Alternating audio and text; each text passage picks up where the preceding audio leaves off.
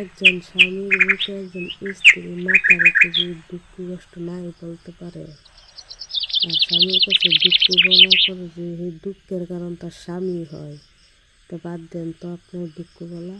দুঃখ কষ্ট আপনার কাছেই রেখে দেন, কারণ দুঃখের কারণ সেই মানুষটাই। যার কাছে আপনি দুঃখ বলেন সেই আপনার দুঃখের কারণ। যে স্বামী দুঃখের কারণ হয়, এই স্বামী আপনারা কখনো মন দিয়া ভালোবাসতে পারে না।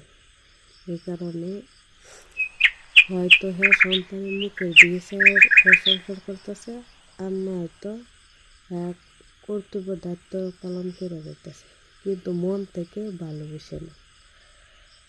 তো কারোর কাছে কারো জোর করে ভালোবাসা পাওয়া যায় না, ভালোবাসা জোর করে পাওয়া যায় না, মন থেকে যে কেউ ভালো না বাসতে পারে।